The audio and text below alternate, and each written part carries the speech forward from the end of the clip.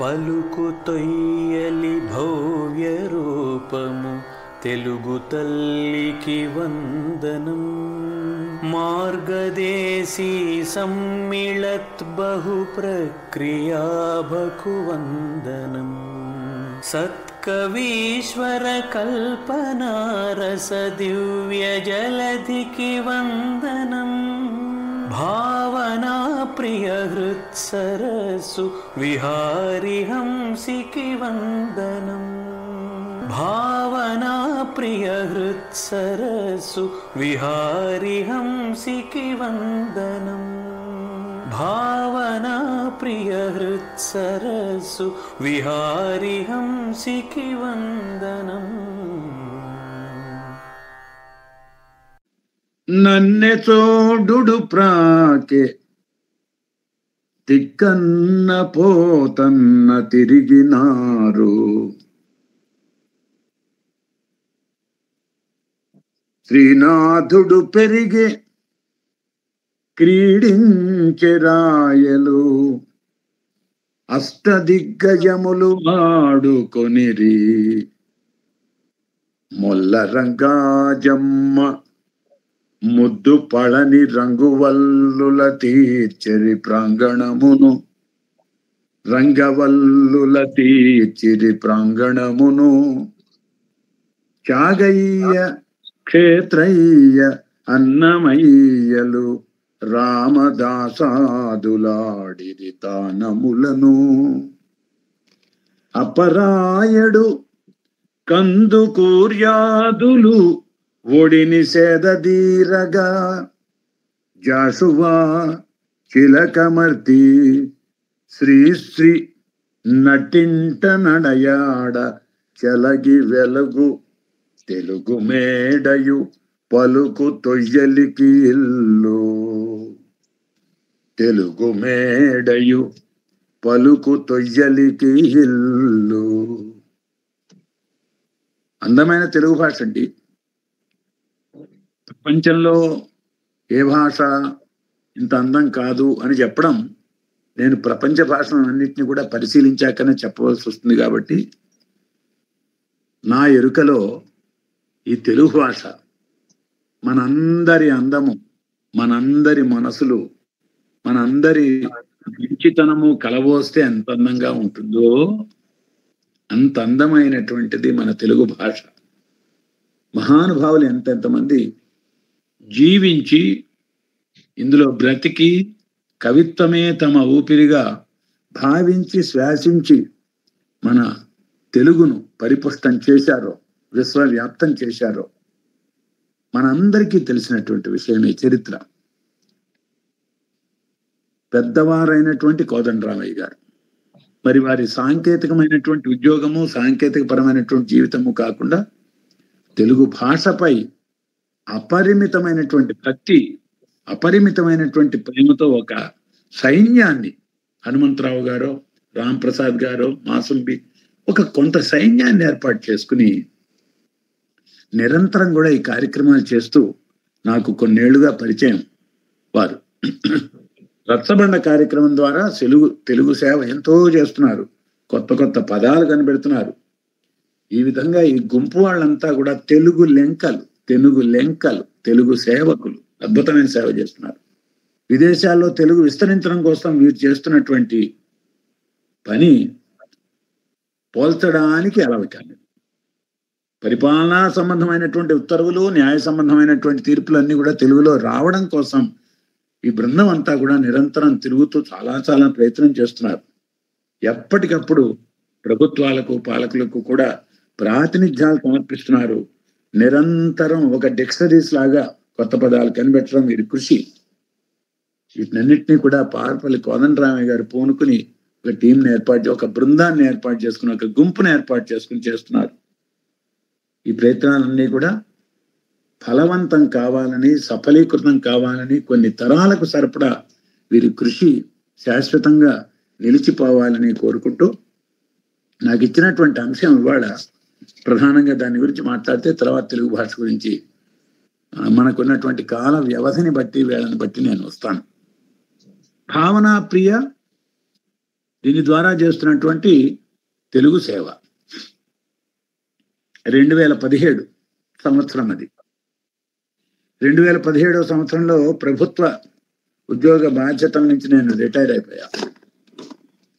తెలుగు వద్దగా ఒక 10 చోట్ల పెద్ద వద్దగా గురుకుల పాఠశాలలో పనిచేసి భద్రాచలంలో రిటైర్ అయ్యా. అంటే విశ్రాంతున్నయ్యా, పదవీ విరమణ చేశా. అంతకుముందే ఏదో అడపాదడప రచనలు చేయటం, పద్యంలో కానీ వచనంలో కానీ రచనలు చేయటం అనేటువంటిది ఉంది. 2017 సంవత్సరంలో ఖమ్మానికి చెందినటువంటి ఒక వద్ద, విజ్ఞాన శాస్త్ర వద్ద, పాలపర్తి హవీల, ఆమె స్థాపించినటువంటి ఒక బృందం, ధ్రువకోకిల బృందం, అది సాహిత్య బృందం. ఆ బృందంలో నన్ను చేర్చుకుని మీరు మాకు కొన్ని సలహాలు ఇవ్వాలి, సూచనలు ఇవ్వాలి కవిత్వం గురించి అనేటువంటి ఒక అభిమానంతో ఒక పెద్దగా నన్ను చేర్చుకుంది. అంతకుముందు నేను భద్రగిరి కవులు అనేటువంటి ఒక బృందంలో ఉన్న ఆ కోకిల అనేటువంటి పేరుతో ముందుగా కొంతమంది సభ్యులను చేర్చుకుని ఆసక్తులైనటువంటి వాళ్ళని, అది క్రమంగా భద్రగిరి ధ్రువకోకిల సాహిత్య బృందం కాస్త క్రమంగా భావనా ప్రియ అనేటువంటి ఒక బృందంగా మార్పు చేసుకున్నాం. మిత్రులారా, ఈ గుంపు ప్రధానమైనటువంటి లక్ష్యం ఏమిటంటే, ఎంతో మంది వర్ధిష్ణువులైనటువంటి, అంటే ఎదుగుతున్నటువంటి కవులు, వ్రాద్దాం అనుకుంటూ తపనతో ఉన్నటువంటి వారికి సరైనటువంటి ఒక మార్గదర్శనం, సూచనలు ఇచ్చేటువంటి వాళ్ళు కానీ నేర్పేటువంటి వాళ్ళు కానీ దొరకటం లేదు. వాళ్ళకి ఒక తపన పడుతున్నారు, ఏదో ఒకటి రాద్దాం అని ఉంటుంది తెలుగులో, కానీ కవిత్వానికి ఏవో కొన్ని లక్షణాలు ఉంటాయి. ఏది పడితే అది రాస్తే కవిత్వం కాదు. అలాగే ఛందస్సు అంటే కొన్ని నేర్చుకోవాల్సి ఉంటుంది. ఆ ఛందస్సుకు సంబంధించినటువంటి విషయాలు, మర్మాలు చెప్పాల్సి ఉంటుంది. అలాగే భాష అనేసరికి కొంత ప్రాథమికంగా కొంత వ్యాకరణంలో పరిజ్ఞానం అవసరం అవుతుంది.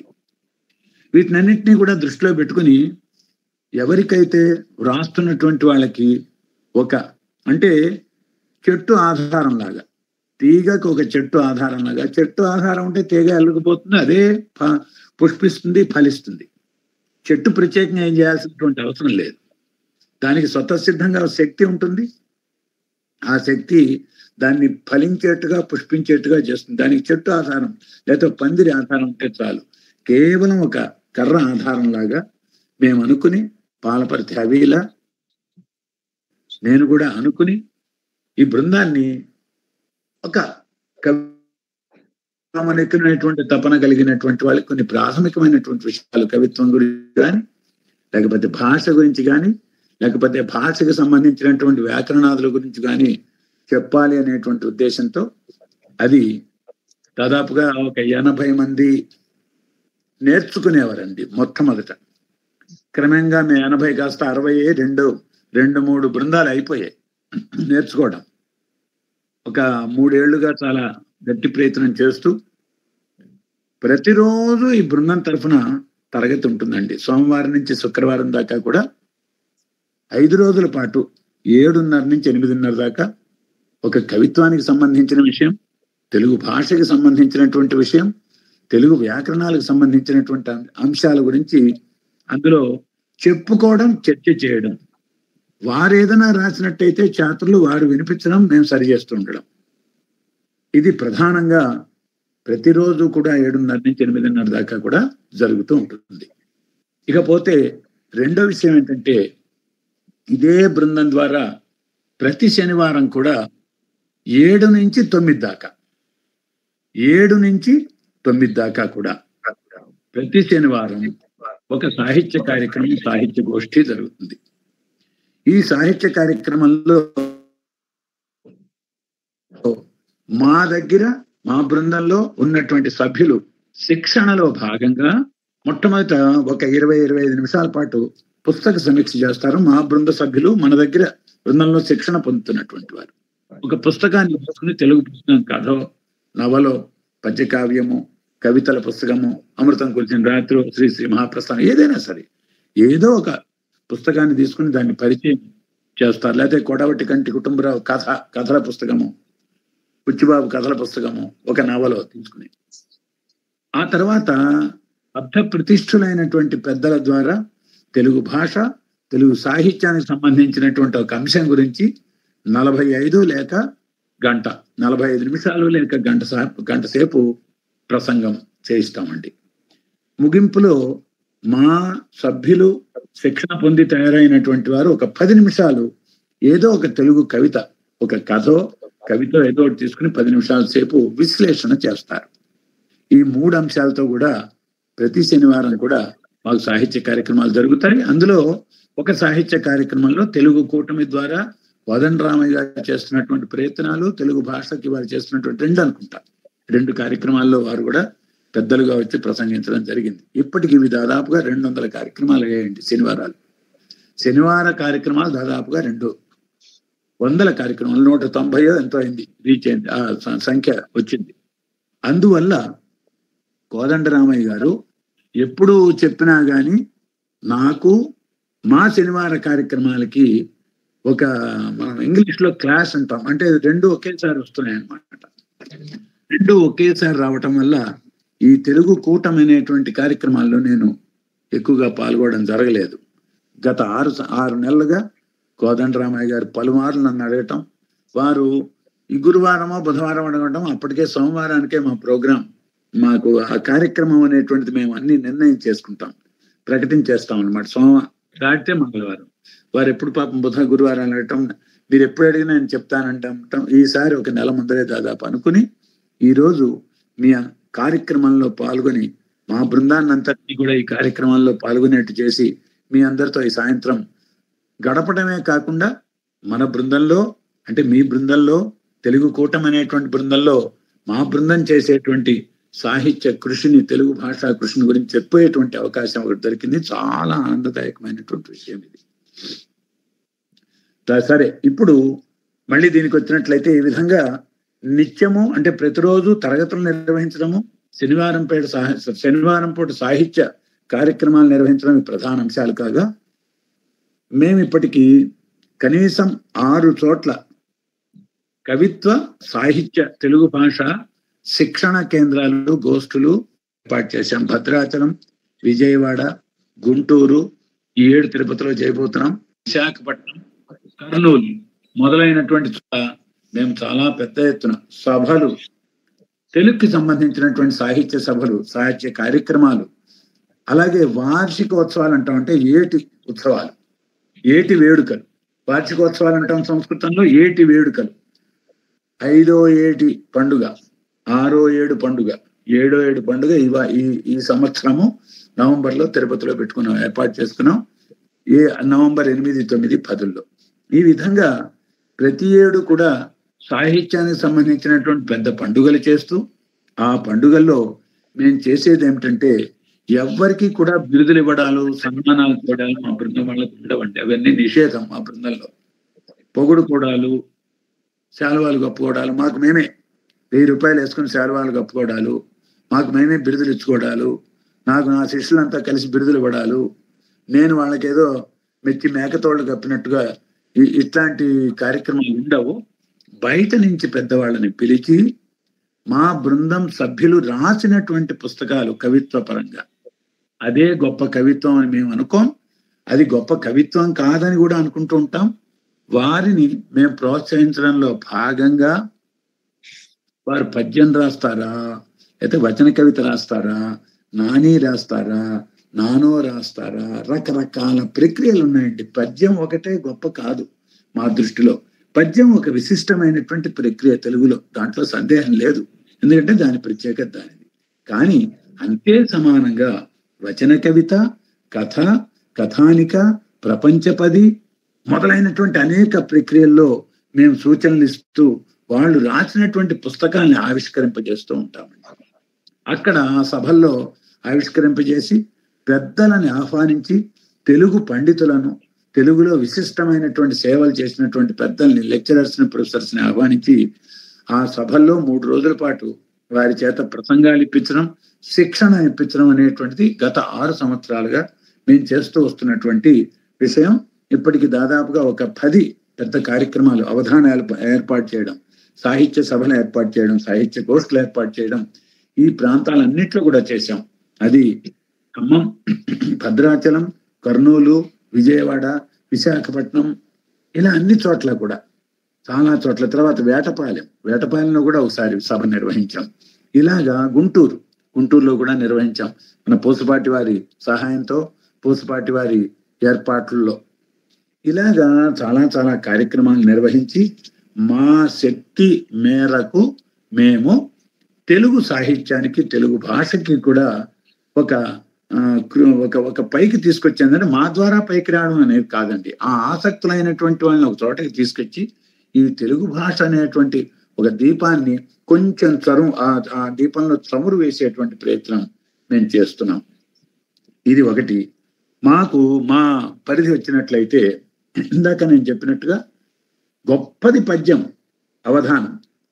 ఆ విద్యని కాపాడుకుంటూనే అనేక ప్రక్రియల్లో మేము మా ఛాత్రులకి సూచనలు ఇవ్వడం, వాళ్ళకి ఆ లక్షణాలు చెప్పడం, వాళ్ళ చేత రాయించడం నిరంతరం జరుగుతూ ఉండేటువంటి ప్రక్రియ.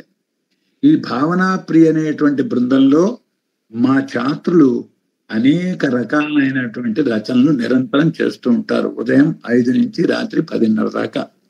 ఎవరికి ఏమి శక్తి ఉంటే, ఎవరికి ఏమి ఓపిక ఉంటే, ఎవరికి ఎందులో ఆసక్తి ఉంటే, అది కథ కావచ్చు, కథానికి కావచ్చు, ఇందాక ప్రక్రియలని చెప్పాను, రాస్తూ ఉంటారు. అక్కడక్కడ రాసినప్పుడు వారి రచనలు పరిశీలించి ఎప్పటికప్పుడు మేము తగినటువంటి సూచనలు చేస్తూ ఉంటాం. ఇది ఇక్కడ ఇలా మారిస్తే బాగుంటుంది, ఈ పదాలు మార్చండి, ఈ పదాలకి అర్థం లేదు, ఈ పదాలు మార్చు, ఈ వాక్య నిర్మాణం మార్చు, ఇది అందంగా లేదు, ఈ సంధి తెలుగుకి అందం కాదు, ఈ సమాసం తెలుగు అందం కాదు, తెలుగు భాషలో రచన అనేటువంటి అందంగా ఉండాలి, ఇందాక చెప్పుకున్నట్టుగానే.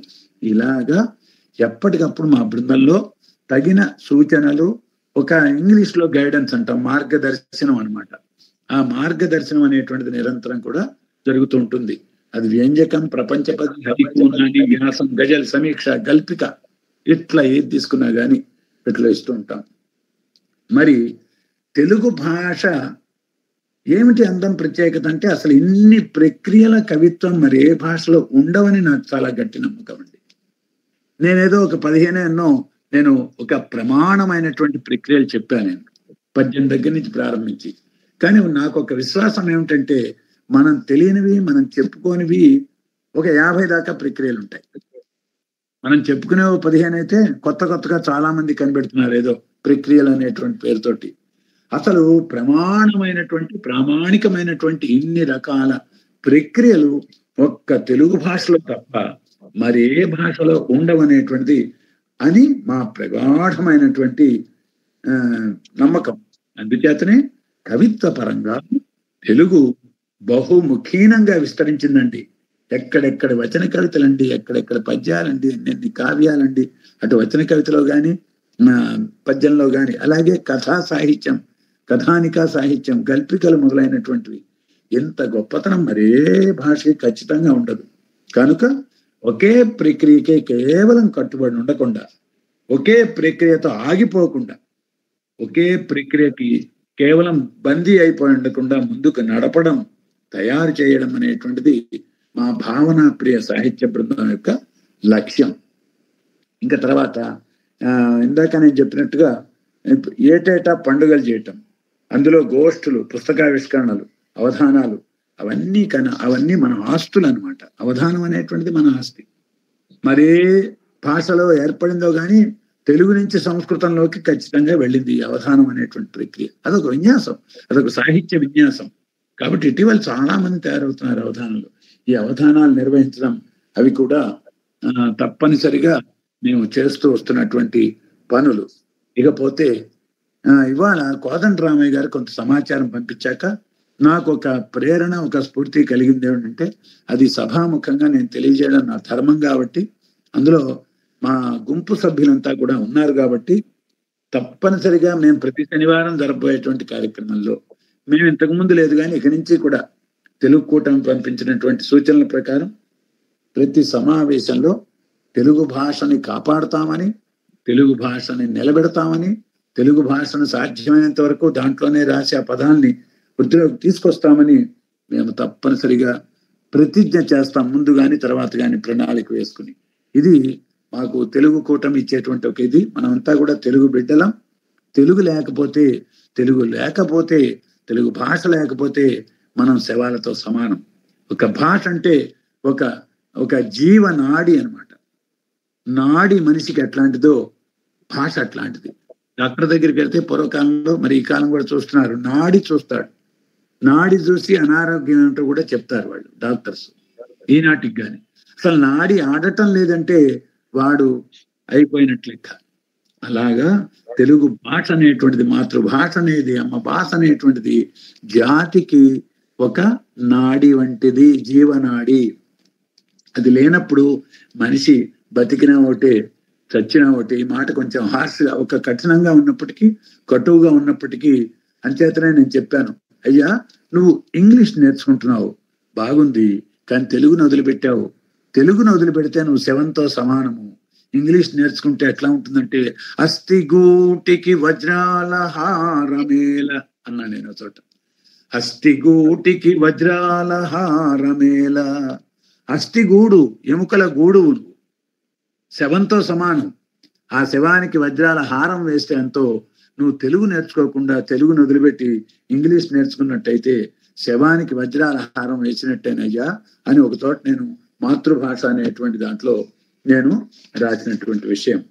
ఇప్పటిదాకా నేను తెలుగు ద్వారా, తెలుగు భాషకు మేము ఏ రకాలైనటువంటి సేవ చేస్తున్నాం అనేటువంటిది ప్రధానంగా ప్రోత్సహించడం, సవరణ వివరణ చేయడం, నేర్పడం. తెలిసినంత వరకు మనకేదో పెద్ద పండితులం కాదు, శాస్త్రాలు చదువుకున్నటువంటి అవలోడనం చేసినటువంటి వాళ్ళం కాదు, కానీ తెలిసినంత వరకు తెలుగులో కవిత్వం రాయించడం, తెలుగులో వివిధ ప్రక్రియలు రాయడం ద్వారా 40 మంది, వాళ్ళు ఇంకో 40 మంది నేర్పినట్లయితే 1600 మంది, ఒక్కొక్కళ్ళు 40 మందికి అనేటువంటి ఉద్దేశంతో చేశాము.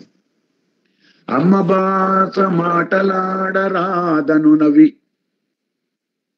అమ్మ భాష మాటలాడరాదను నవి, బడులు కావు చట్టుబండలగును.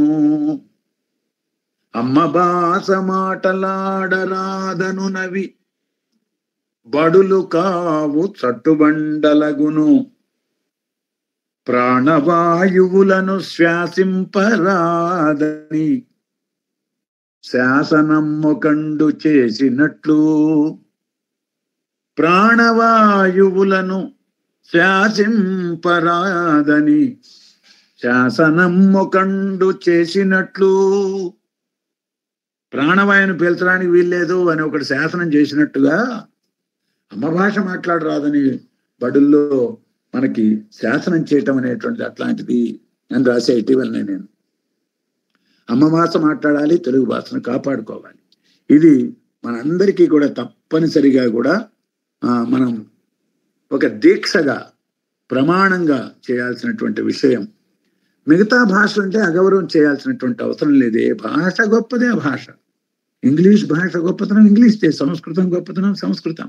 మన భాషను గౌరవించుకోవడం, మన భాషను ప్రేమించుకోవడం అంటే ఇతర భాషలను తక్కువ చేయడం కాదు, ఇతర భాషలను తక్కువ చేయమని కాదు, ఇతర భాషలను ద్వేషించమని కాదు. ముందర మన భాష ద్వారా శ్వాస పోసుకుందాం, మన గొంతులో, మన కంఠంలో ఆ నాదాన్ని నింపుకుందాం అని మా లక్ష్యం అన్నమాట. భాష అంటే ఒక జీవ సంస్కృతి. పలుకు అంటే పవిత్ర నాదం. ఒక మనిషి బతికి ఉన్నాడు, వాడు క్యార్ అంటేనే వాడు బతికి ఉన్నాడు అనేటువంటి. కాబట్టి వాడు బతికి ఉన్నాడంటేనే వాడు తమ అమ్మ భాషతో మాట్లాడుతున్నాడా లేదా అనేది చాలా ముఖ్యం. అమ్మ భాషతో మాట్లాడకపోతే వాడు జీవోత్సవం కింద లెక్క. ఒక జాతి తరతరాలు యుగ యుగాలు నిలవాలంటే భాష మిగిలి ఉండడం చాలా అవసరం మిత్రులారా. జంతువులు ఉన్నాయండి, జంతువుల అరుపులు మనం అనుకుంటూ ఉంటాం, మనందరికీ తెలిసిన విషయాలు. సింహం అనగానే గర్జిస్తుంది అంటాం, పులి అంటే గాండ్రిస్తుంది అంటాం, గుర్రం సకిలింపు అంటాం. పేర్లు వేరున్నాయి చూడండి. గాడిద ఓండ్ర పెట్టడం అంటాం.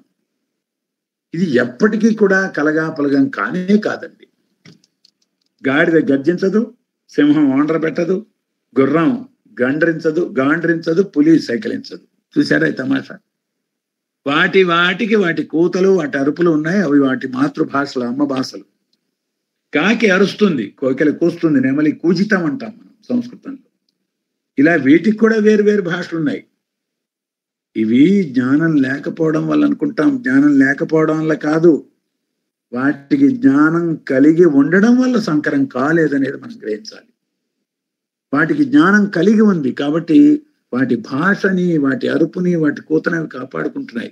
మనం ఎన్ని కూతలైనా కోయొచ్చు, ఎన్ని భాషలైనా, ఎన్ని అరుపులైనా అరవచ్చు, కానీ సొంత అరుపును మర్చిపోవడం మాత్రం చాలా అవివేకమైనటువంటి చర్య. ఎలాగా అంటే ఒక చిన్న విషయం చెప్తే మీ అందరికి బాగా అర్థమవుతుందండి, ఆలోచన కూడా కలుగుతుంది. అక్కడ సింహం ఉంది, మనకు కనపట్టలే. అక్కడ అది ఉందని ఎట్లా గుర్తిస్తామంటే దాని అరిపే దాని గుర్తండి. అక్కడ సింహం ఉందా, దున్న ఉందా, గాడిద ఉందా, నక్క ఉందా అనేటువంటిది దాని అరుపే దాని గుర్తింపు కారణం. మరి మనిషికి కూడా గుర్తింపు ఉండాలి కదా, తెలుగువాడికి తెలుగు గుర్తింపు ఉండాలి కదా. ఎందుకు ఆ ఎరుక మనకు నశించింది, ఎందుకు ఆ ఎరుక మనలో తప్పిపోయింది అనేటువంటిది చాలా ఆలోచించదగినటువంటి విషయం. ఎలాగైతే పక్షికి, జంతువుకి దాని అరుపు, దాని కూత గుర్తింపు అడవిలో, అది ఊళ్ళోకి వచ్చినా అంతే. చిలక ఉదాహరణ మీరు తీసుకోండి, అక్కడ మనం చూడక్కర్లా, ఇంట్లో ఉంటాం, కానీ దాని అరుపు, దాని గుర్తు. అట్లా తెలుగువాడికి ఒక గుర్తింపు ఉండాలంటే, ప్రత్యేకత ఉండాలంటే వాడి భాషే. నువ్వు కూడా ఇంగ్లీష్ కలిసిపోతే నేర్చుకోవద్దని కాదు, నేర్చుకోవాల్సిందే అవసరాన్ని బట్టి. ఇంగ్లీష్లో కలిసిపోయి విదేశాలు గడిపోతుంటే, అందుకని ఈ భాషను నేర్పడానికి బడి అనేటువంటిది ఒక కీలకమైనటువంటి అంశం. ఈ బడి అనేటువంటిది అందులో కూడా నేను చాలాసార్లు చెప్తూ ఉండేవాడిని, మాకు శిక్షణలో కూడా, తెలుగు వద్ద ఒక్కడు సరిగ్గా ఉంటే బడి అంతా కూడా చైతన్యవంతం అయిపోతుందండి. తెలుగు మాస్టర్ అంటాం చూడండి, మనం అంటే తెలుగు వద్ద అంటాం. ఈ తెలుగు వద్దకు ఎన్ని అవకాశాలు ఉంటాయండి. ఒక పద్యం రాగయుక్తంగా పాడడానికి అవకాశం, ఒక జానపద పాట, లేకపోతే ఒక మంచి దేశభక్తి గేయం, లేకపోతే ఒక భక్తి గీతం, లేకపోతే ఒక పద్యం రాగయుక్తంగా చదవడం, ఒక కథ చెప్పడం, కథానికి చెప్పడం, పురాణ కథ చెప్పడం. ఇన్ని అవకాశాల్లో తెలుగు వద్ద ఒక శక్తిమంతుడైనట్టయితే, బాగా నేర్చుకున్నవాడైనట్టయితే, ఆలోచన కలిగినటువంటి వాడైతే, తర్వాత తన పిల్లలకి తెలుగు భాష ద్వారా ఒక చైతన్యం కలిగించాలనేటువంటి వాడైతే, మొత్తం బడికి ఒక జీవకరమైనటువంటి వాడు. ఏమ్మా, నేను ఆపనా? లేదండి, ఏం లేదండి. రైట్. ఒక తెలుగు వద్ద ఒక కీలక పాత్ర పోషించినట్లయితే బడిలో ఉండేటువంటి పిల్లలు మొత్తం చైతన్యవంతులు అవుతారు. అంతేకాదండి, చాలా ముఖ్యం, ఎందుకు అమ్మ భాష నేర్చుకోవాలి. తెలుగు వాళ్ళం కాబట్టి తెలుగు గురించే చెప్తున్నా నేను. ఎందుకు అమ్మ భాష నేర్చుకోవాలంటే, అమ్మ భాషలో చదివితే మానసిక వికాసం కలుగుతుంది. అన్ని పాఠాలు బాగా అర్థమవుతాయి, తెలుగు అయినా సైన్స్ అయినా సరే. ఆ మానసిక వికాసం అనేటువంటిదే మనిషిని నింగి అంత ఎత్తుకు ఎదిగిస్తుందండి. మానసిక వికాసం లేకనే, మాతృభాష లేకనే, అమ్మ భాషలో చదువు లేకనే ఇప్పుడు జరుగుతున్నటువంటి అన్ని వికారాలకి మూలమైనటువంటి విషయం అదే. అమ్మ భాషలో ఎప్పుడైతే చదువుకుంటారో మానసిక వికాసం చాలా వృద్ధి చెందుతుంది. అది నైతికత అనేటువంటి ఒకటి వస్తుందండి. నీతి వర్తనుడు అవుతాడు మనిషి తప్పనిసరిగా. ఇంత అధ్వాన్నంగా ఉండదండి స్థితి. అందుకని తెలుగులో చదివితే ఇప్పుడున్నటువంటి ఆత్మహత్యలు పోతాయి. ముందర వాడికి ఇంగ్లీష్ చెప్పడం, తర్వాత లెక్కలు ఏదో అర్థం కాక, సైన్స్ అర్థం కాక ఇంగ్లీష్ లో కుస్తీ పడి అనేక ఆత్మహత్యలు. అమ్మా ఎవరు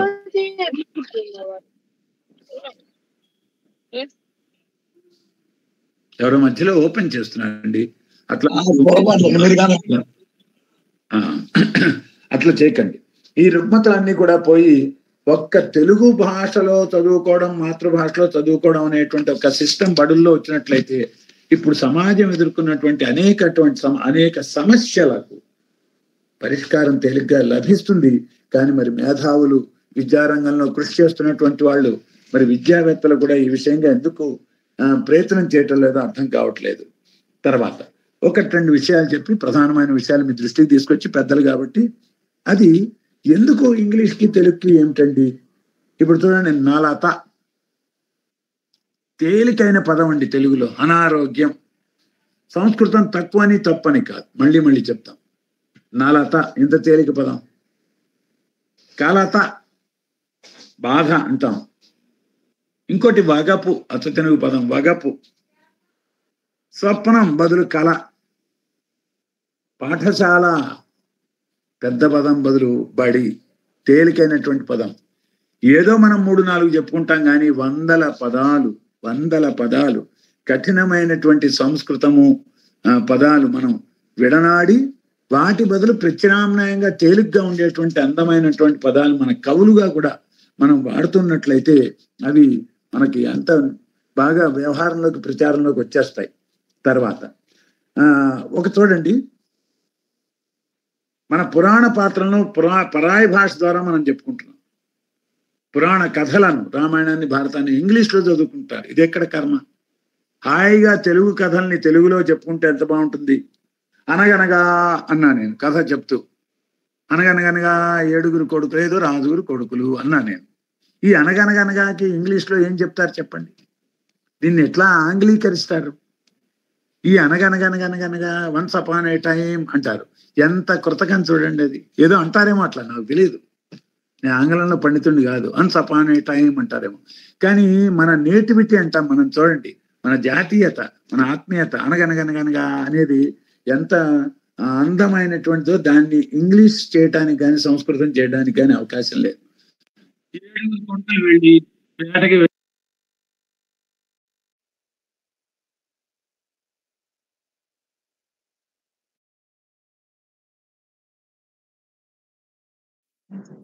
వాచస్పతి గారు మీరు మోగబోయారండి. మైక్ దగ్గర ఒకసారి వేలు పెట్టండి.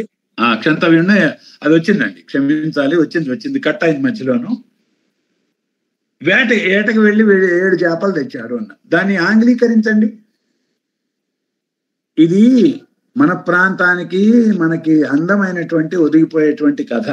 దాన్ని ఏదో ఆంగ్లంలో చెప్పుకుంటే చాలా చాలా ఎబ్బెట్టుగా ఉంటుందండి. అంటే మనం నేటివిటీ అంటాం చూడండి, ఈ ప్రాంతపు అందం అంతా కూడా అది. ఇలాగే తెలుగు కథలు ఏది తీసుకోండి, అల్పుడెప్పుడు పల్కు అడంబరముగాను, సజ్జనుండు పల్కు చల్లగాను, ఆంగ్లీకరించండి.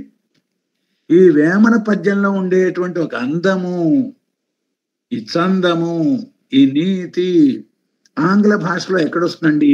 ఆంగ్ల భాష కాదు, ఇంకో పరాయ భాష ఏదైనా అనండి, ఇంకా అందంగా ఉంటే ఉండొచ్చు ఆ భాషలో, అది వేరే విషయం. కానీ తెలుగులో ఉండేటువంటి మన మాతృభాషలో, మన అమ్మ భాషలో ఉండేటువంటి అందం ఎప్పటికీ రానేది. అక్కరెకొరాని చుట్టము మ్రొక్కిన వరమీని వేల్పు, మోహరమున తానెక్కిన పారని గుర్రము, గ్రక్కున విడవంగ వలయు గదరా సుమతి అన్న. దీన్ని సంస్కృతీకరించండి, కృతకంగా ఎంత ఉంటుందో చూడండి. సంస్కృతంలో ఉండేటువంటి అందచందాలు సంస్కృతంలో ఉన్నాయి, అది వేరే. కానీ దీన్ని మనం వేరే భాషలోకి మారుస్తాం, అందం రాదు. ఇది తెలుగు భాష గొప్పతనం. ఏవి తల్లి నిరుడు కురిసిన హిమ సమూహములు అన్నాడు. మరో ప్రపంచం పిలిచింది అన్నాడు. ఇవన్నీ ఇతర భాషల్లోకి మార్చండి. అనదర్ వరల్డ్ అంటారా? ఏమంటారు? Where are the last years, నిరుడు కురిచిన హిమ సమూహములు అంటాడు. లాస్ట్ ఇయర్స్ వింటర్ అంటారా? ఏమంటారు? ఏదో అంటారేమో తెలుగులో, అది నాకు ఇంగ్లీష్లో నాకు తెలియదు. కానీ ఈ తెలుగు పలుకుబడి అందం మీరు ఎన్ని రకాలుగా మార్చినా, ఎంత పండితులతో రాయించినా, కీట్స్తో రాయించినా కానీ, కాళిదాస్తో రాయించినా కానీ, ఈ తెలుగులో అందం, ఇక్కడ పుట్టినటువంటి సామెత, ఇక్కడ పుట్టినటువంటి నానుడి, ఇక్కడ పుట్టినటువంటి నుడులు అందం మీరు కాళిదాస్తో మీరు తర్జుమా చేయించినా కానీ రానే రాదు. ఇదే అమ్మ భాష అందం అండి. ఆయా భాషలు విశిష్టమైనవి, గొప్పవే. కానీ మన భాషలో ఉండేటువంటి అందచందాలు ఇతర భాషల్లో రావు అని చెప్పడం మాత్రమే మన ప్రధానమైనటువంటి ఉద్దేశం. ఇక చిట్ట అంశం మన తెలుగు సంస్కృతికి వచ్చినట్లయితే, హరిదాసు ఏం చేశాడు చెప్పండి? గంగిరెద్దువాడు ఏం చేశాడు? మన తెలుగు సంస్కృతిని, తెలుగు పాటను, తెలుగు సంగీత నాదాన్ని ఊరు వాడ ప్రచారం చేశారండి. ఇది తెలుగుదనం అంటే. తెలుగు ముగ్గులు ఎక్కడికి పోయాయండి? ఆడపిల్లలు గ్రామాల్లో అయినా అంత అందమైన ముగ్గులు ఉన్నాయండి? 4 5 లేచి ముగ్గులు వేసేటువంటి ఆడపిల్లలు ఉన్నారండి ఇప్పుడు? అంటే క్రమంగా మనం ఏం చేస్తున్నామండి, మన తెలుగుతనాన్ని, తెలుగు సంస్కృతిని పోగొట్టుకుంటున్నాం అన్నమాట. ఇప్పుడు ప్రశ్న వస్తుంది, హరిదాస్ ఉండాలంటారా, గంగిరెద్దువాడు ఉండాలంటారా అంటే వాళ్ళు అలాగే బతకాలని మీ ఉద్దేశం అంటారు. అది కాదండి. గతంలో ఉండేటువంటి విశిష్టమైనటువంటిది వాళ్ళు చేసినటువంటి సేవల్ని మనం సంస్మరించుకుంటాం. హరిదాసు ద్వారా ఒక భక్తి, తెలుగు బాటలో అందం ఊరువాడ వ్యాప్తమైంది. గంగిరెద్దువాడు చేసినటువంటి ఒక సన్నాయి నాదం ద్వారా తెలుగు సంస్కృతి ఒకటి గంగిరెద్దు ద్వారా ఊరువాడ పరిడ వెళ్ళింది. అందుచేత ఒక తెలుగు ముగ్గు, ఓ తెలుగు గోరింట మనందరం దూరం చేసుకున్నాం. తెలుగు వంటలు దూరం చేసుకున్నాం, సంక్రాంతిని దూరం చేసుకున్నాం. 4 ఆడవాళ్ళు కలిసి ఒక చోట కూర్చుని వంటలు చేసుకునేటువంటి సంస్కృతికి దూరం అయ్యాం. ఇట్లాగా ఎప్పుడైతే మన భాష మనకు దూరమైందో, తెలుగులో బడిలో తెలుగు దూరమైందో, ఇవన్నీ కూడా కాలక్రమేణా అనుబంధంగా మన జాతి వెన్నెముక విరిచేటువంటి ఒక పరిస్థితి తయారైంది. మరి ఏమిటిది? దీన్ని మనం పునర్నిర్మించుకోవాల్సినటువంటి అవసరం మనపైనే ఉండేటువంటిది. అనారోగ్యకరమైన నాన్లు అంటే, మరి నన్ను ఏమన్నా ఇక్కడ తిట్టుకుంటారేమో నాకు తెలియదు, ఎక్కడ నాన్లు అండి? నాన్ అనేటువంటిది మన సంస్కృతి కానే కాదు. ఆ నాన్లు వచ్చాయి, కడుపులు పాడైపోయాయి, అనారోగ్యాలు వచ్చేసాయి. తర్వాత పులుసు పూరి అనకుండా ఏమిటో పానీపూరి అంటారు. ఏమిటండి నిజానికి? పానీ ఎక్కడది? పులుసు కదా అది మన దృష్టిలో. అంటే మనం ఏమనాలి, పులుసు పూరి అనాలి నిజానికి. కానీ ఏమిటో పానీపూరి అంటున్నారంటే నీళ్ళలో ముంచినటువంటి పూరి అనే అర్థం బాగుందండి. అసలు ఇది ఎక్కడి భాషో, ఇది ఎక్కడ భాషాంతరీకరణో, ఇది ఎక్కడ అలవాటో? ఈ అలవాట్లు సరే స్వాగతిస్తాం, కానీ ముందర మనమన్నీ మన తిళ్ళు మానేసాం. గోంగూర పచ్చడి లేదు, ఆవకాయ లేదు, ఈ అప్పాలు లేవు, అరిసెలు లేవు, చెగోడీలు లేవు, జంతికలు లేవు. ఉన్నాయి, కొద్దిగా ఉన్నాయి, అక్కడెక్కడ ఉన్నాయి. ఫ్యాషన్ గా తయారు చేసుకోవడం, ఫ్యాషన్ గా కొనడం, అది కూడా ఫ్యాషన్ గా తయారైంది అనమాట. మరి ఇట్లాగా మనకు ఈ సంస్కృతి, తెలుగు భాష ఎప్పుడైతే అంతరించడం ప్రారంభమైందో, ఎప్పుడైతే ఈ ఆంగ్ల భాష మన చదువులో ప్రధాన పాత్ర పోషించి మన చదువుల్లో మన ఎత్తెక్కి తొక్కుతుందో, క్రమంగా మనం అంతా కూడా మనం పెంచి పోషించుకున్నటువంటి సంస్కృతిని తరతరాలుగా తల్లులు ఎంతో కష్టపడి తరతరాలు కాపాడారండి ఈ సంస్కృతిని. మన తల్లులు, మన అంబలు పాదాలకు నమస్కారం చేయాలి. గ్రామీణ వాతావరణం ఒక 2 తరాల్లో మనం అంతా విధ్వంసం చేసుకున్నామండి. దాదాపు తరతరాలుగా తల్లులు కాపాడుకుంటూ వచ్చేటువంటి ఒక తెలుగు సంస్కృతిని ఒక 2 తరాల్లో మనం 85 నుంచి తీసుకోండి, 90 నుంచో, ఒక 2 తరాల్లో మనం మొత్తం కరుకుట్లు పోయాయి.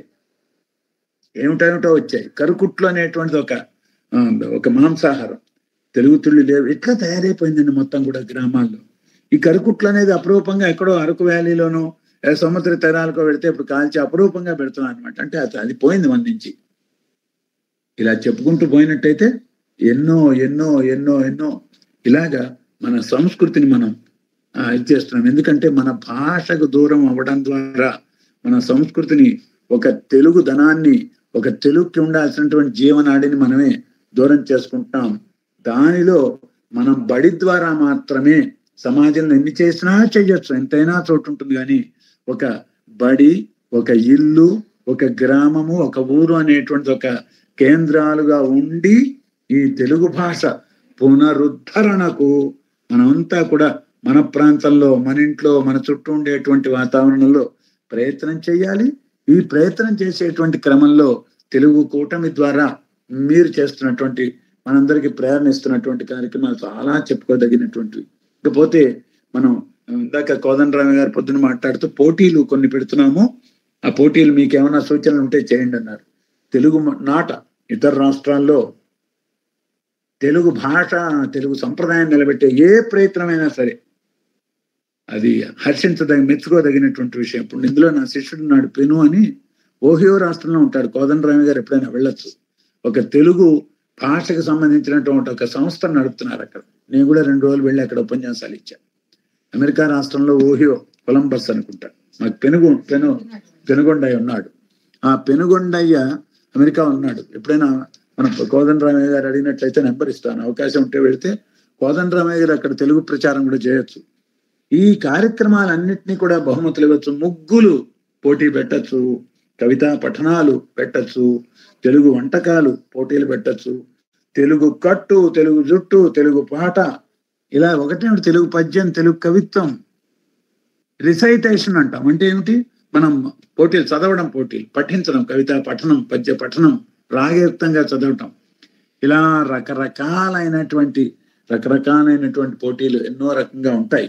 ఆ రకాలు అన్నిటినో కూడా తర్వాత మన తెలుగు నాయకులు, తెలుగు నేతలు, తెలుగు కవులు, తెలుగు రంగంలో బహురంగాలలో నాటకం అనండి, సినిమా అనండి, పాట అనండి, వీటిలన్నిట్లో కృషి చేసినటువంటి వ్యక్తుల గురించి తెలియచేయటం, చెప్పడం, వాటిని చర్చించడం, మహనీయుల చరిత్రను మననం చేయించడం, మహనీయుల చరిత్ర గురించి ప్రసంగాలు చేయించడం, ఇలాగా ఎన్నో మనం తప్పనిసరిగా అవకాశం ఉన్న చోట కార్యక్రమాలు విశ్వవ్యాప్తంగా చేయొచ్చు.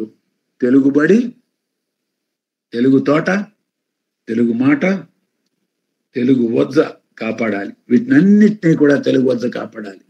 కాబట్టి పాఠశాలలో ఉండేటువంటి తెలుగు వజ్జలు దీన్ని కాపాడాలనేటువంటి ఒక పెద్ద బరువు వాళ్ళ మీద ఉంది.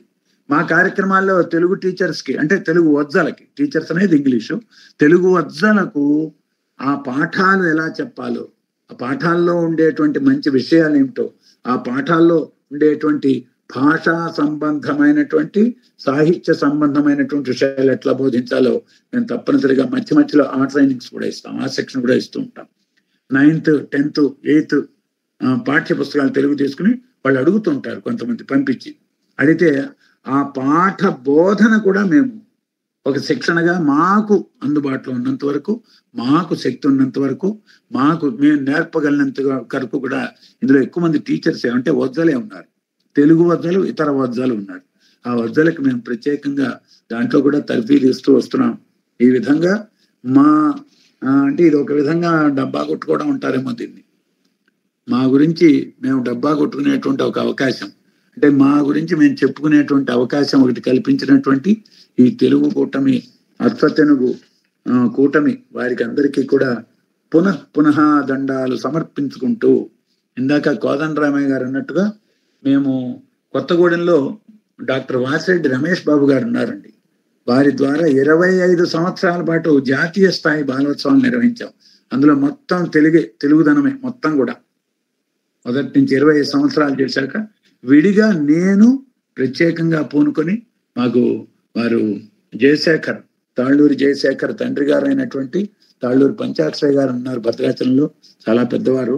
వారి సహకారంతో, వారి అండదండలతోటి నేను 2 సంవత్సరాలు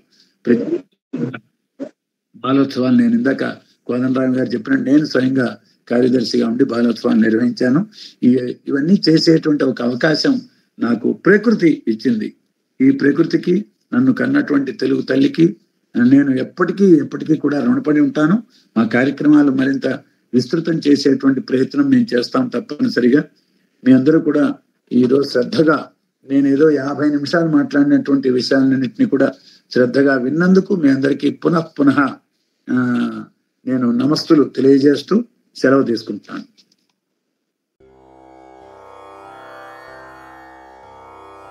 పలుకు తొయ్యలి భవ్య రూపము తెలుగు తల్లికి వందనం.